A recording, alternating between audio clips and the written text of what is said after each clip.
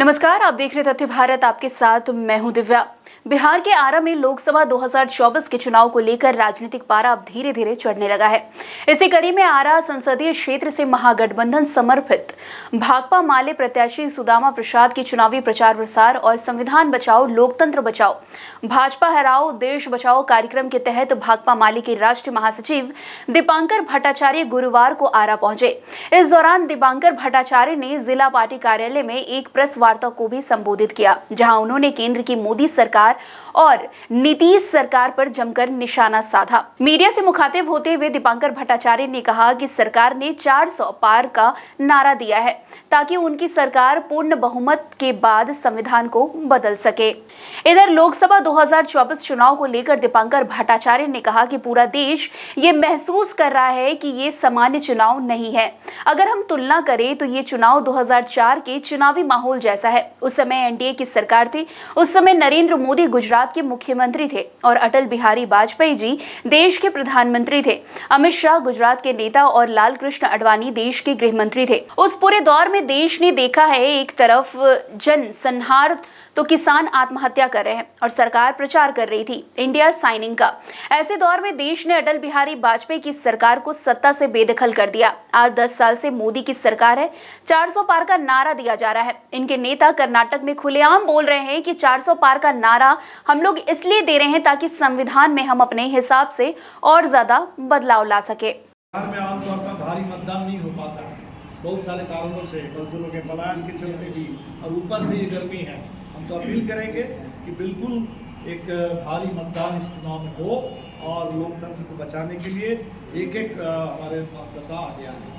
मनोज मंजी जी को आरा की न्यायालय ने दोषी करार दिया था, जिसके बाद उनको जेल में डाला गया है। आपने उस पर भी सवाल खड़े किया है कि आपको नहीं लगता कि आप संवैधानिक प्रक्रिया पे ये सवाल खड़े? नहीं, बिल्कुल ही नहीं है। हमने तो सब न्यायालय भाई एक न्यायालय ने सुनाया, ऊपर भी न्यायालय है और न्यायिक प्रक्रिया में है।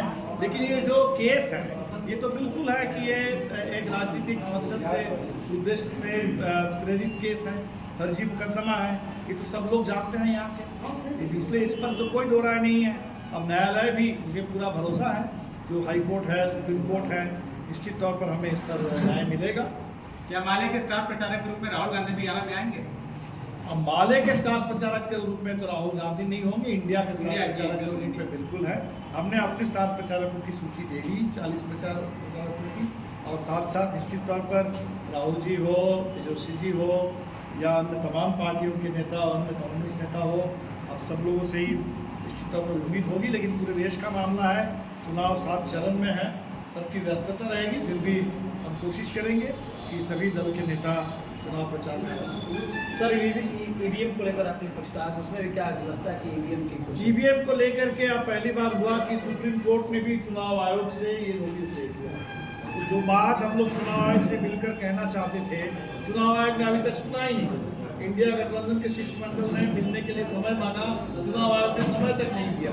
लेकिन अब हमें खुशी है कि सुप्रीम कोर्ट ने इसका संज्ञान लिया और सुप्रीम कोर्ट ने वही सवाल चुनाव आयोग से किया तो पूरा देश कर रहा है कि आखिर वीवीपैट ये मशीन 5000 करोड़ खर्च करके इतनी मशीनें लाई क्यों गई अगर उसका इस्तेमाल नहीं किया जाएगा? और इस्तेमाल करने का मतलब क्या है? उस मशीन का नाम है वोटर वेरिफाइबल पेनोटिक ट्रेड। तो अगर वोटर ने वेरीफाई नहीं किया, वोटर के हाथ में वो पेपर नहीं आया और वोटर ने जिस पेपर को वेरीफाई किया उसकी अगर गिनती नहीं हुई तो वो मशीन का बेमानी है, कोई मतलब नहीं होगा।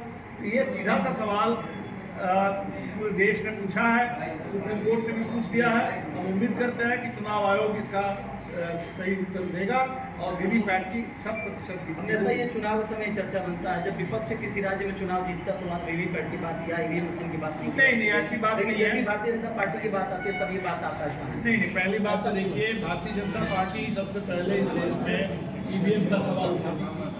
भारतीय जनता पार्टी के जो जितने सवाल उठे थे उसी के चलते ये वीवीपैट मशीन आई, और जब वीवीपैट मशीन आई तो वीवीपैट और ईवीएम को लेकर के हमेशा ही सवाल उठता रहा है। अब ये ज़रूर है कि सवाल को लेकर के इस समय पूरे देश में एक बड़ा जन आंदोलन खड़ा हुआ है। किसी पार्टियों का नहीं, पूरे देश के वकीलों ने खड़ा किया है, पूरे देश के नागरिक समाज ने खड़ा किया है। अब मुझे की खुशी है सुप्रीम कोर्ट ने इसको सुना है और चुनाव आयोग से जवाब दिया। ईवीएम तो सर कांग्रेस के कार्यकाल के दरमियान आया था उस समय, सवाल देखिए, सवाल ईवीएम का मामला सिर्फ नहीं है। सवाल है कि चुनाव में पारदर्शिता और वोटर का भरोसा। तो चुनाव के 2-3 चीजें हैं हमारे देश में। लोकतंत्र के नाम पर तो बेसिकली चुनाव है, बाकी लोकतंत्र बहुत सीमित है।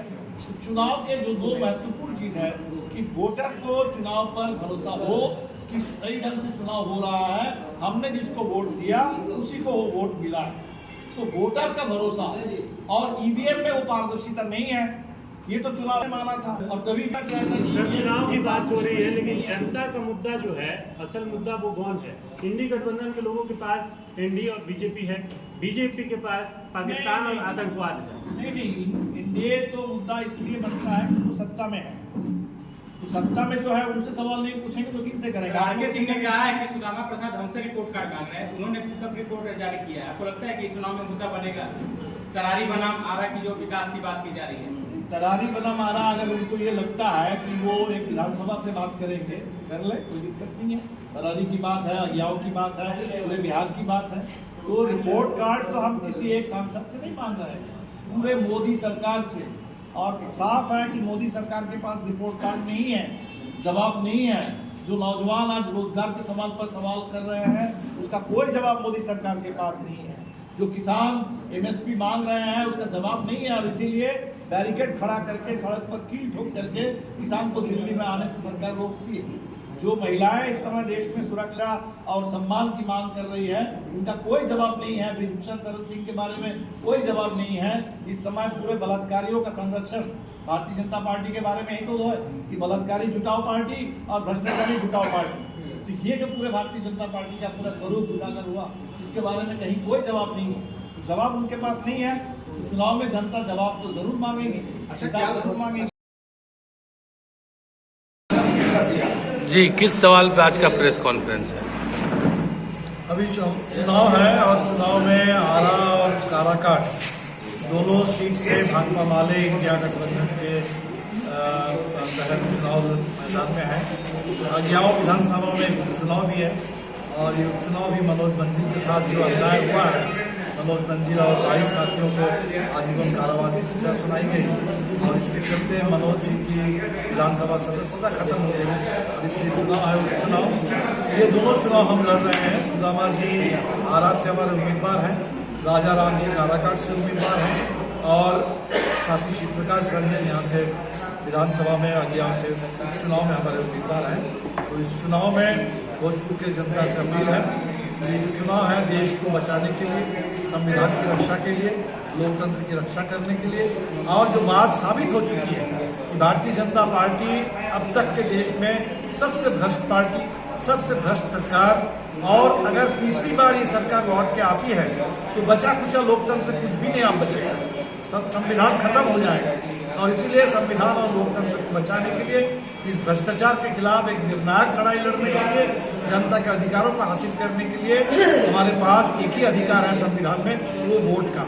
तो जनता बिल्कुल उस वोट के हथियार का इस्तेमाल करे इस चुनाव में और एक एक वोट से मोदी सरकार को सत्ता से बेदखल करे और आरा से साथी सुदामा जी को विजयी बना करके भेजे, ताकि जो काम अभी विधानसभा के धरातल पर हो रहा है, यहाँ के किसानों, बटाईदारों, दुकानदारों, यहाँ के तमाम जो मेहनत के तमाम हैं, उनके सवालों पर जो लड़ाई हम यहाँ लड़ रहे हैं, जो लड़ाई मनोज मंजिल जी लड़ रहे थे, सड़क पर स्कूल हो, कोरोना काल में इलाज का मामला हो, ये तमाम सवाल, ये लड़ाई आप विधानसभा से लेकर के दिल्ली की संसद में भी, देश के लोकतंत्र के सबसे बड़े पंचायत में भी इस लड़ाई को हम लोग लड़ सके, ये मौका हमारे को मिलना चाहिए। ये अपील भोजपुर के मतदाताओं से है। उधर जब पत्रकारों ने दीपांकर भट्टाचार्य से माले के पूर्व अंगियाओं विधायक मनोज मंजिल को कोर्ट द्वारा सजा दिए जाने का सवाल पूछा तो उन्होंने कहा कि मनोज मंजिल को झूठा मुकदमा में फंसाया गया है। ये सभी लोग जानते हैं, लेकिन हम लोगों को न्याय प्रणाली पर पूरा विश्वास है और इस सजा के खिलाफ हम लोग हाई कोर्ट, सुप्रीम कोर्ट तक का दरवाजा खटखटाएंगे और हम लोगों को विश्वास है कि मनोज मंजिल को न्याय जरूर मिलेगा। तो फिलहाल इस खबर में इतना ही। अन्य खबरों के लिए हमारे साथ ऐसे ही बने रहे और देखते रहिए तथ्य भारत। धन्यवाद।